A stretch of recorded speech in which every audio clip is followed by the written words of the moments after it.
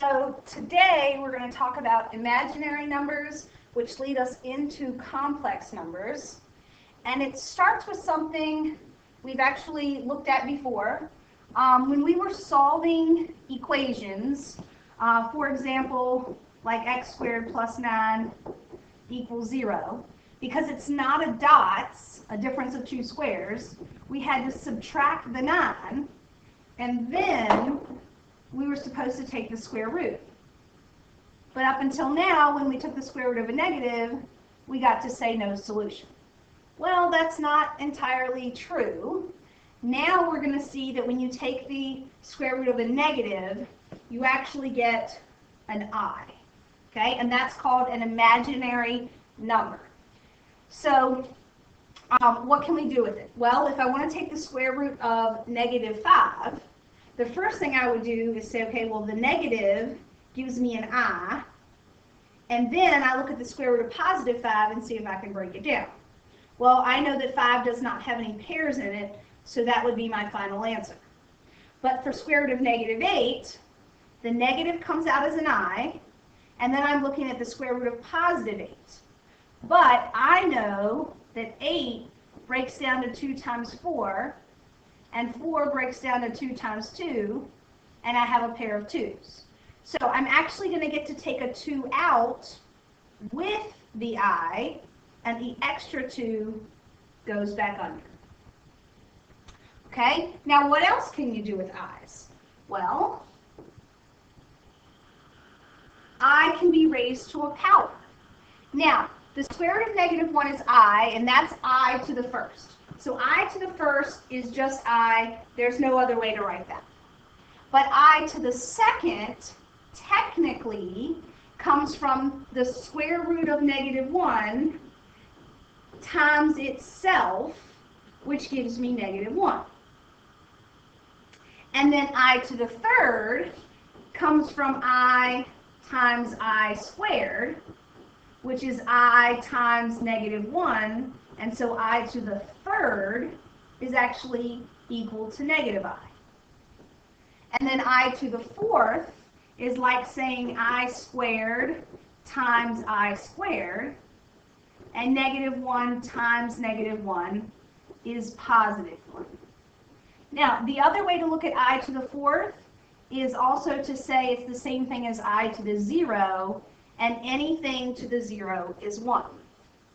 And the reason I say that it's just like looking at I to the 0 is because this pattern of I to the first, second, third, and fourth repeats every fourth power. And so another way to do it when the exponents are higher is to divide the powers, or the power, by 4 and look at the remainder. Okay? Now, when I divide 7 by 4, I know that 4 goes into it once, but there's 3 left over, so the remainder would be 3. And then, according to the step above, I to the third is equal to -I. So I to the 7th is also equal to -I. Now, if you're not really good about dividing by 4 and figuring out the remainder, you can also use your calculator to divide by 4. And if you get a decimal of 0.25, then that corresponds to an I to the first, which is just I. If you get a remainder with a point, or a decimal with a 0.25, that corresponds to a remainder of 2. And we just saw a minute ago that I squared is the same thing as -1. If you get a decimal of 0.75, that corresponds to a remainder of 3. And we just saw that I to the third is equal to -I. Make that look better. Give me a second. -I. And then if you get no remainder,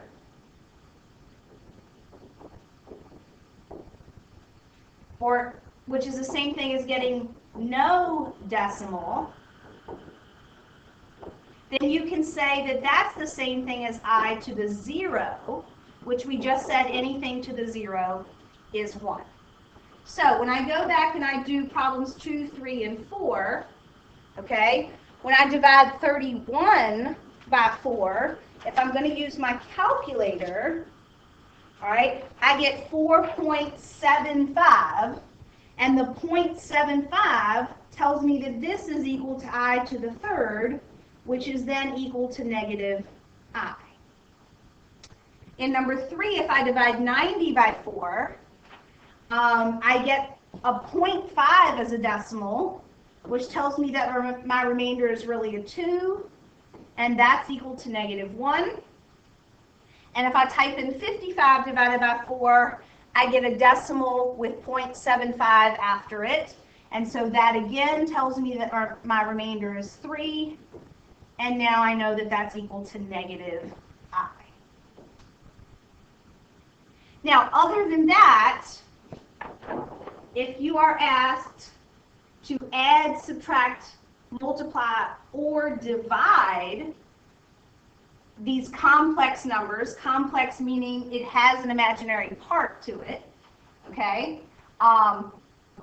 then you can just use your calculator. So you can just use calculator. The I button is above the decimal point, so you would have to use the second button. And then just make sure you use the parentheses that are given to you in the problem. So when you type in the first one, you would get 7 plus I. The second one would give you 6. That just means the imaginary part canceled out. It's still technically a complex number. All right, in the third one, you get negative 5I. That just means the other part canceled out and all you have is an imaginary number. But you can also multiply. And this one gives you negative 5 minus 10I. The one in the middle gives you 1 plus 18I. And the last one here gives you 45. Again, the imaginary part actually disappeared. Now, you have to be careful with division. Okay? You need to use parentheses even if they don't have them for you. Parentheses, and I do not want decimals. So that means in your calculator, you're going to do math, enter, enter.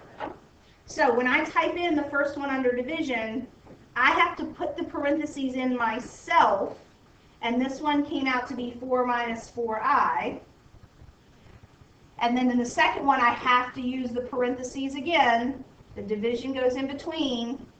And this one came out a decimal, so I hit math, enter, enter, and it will show you exactly how to write the fraction. Negative 1/5 plus 13/5 I.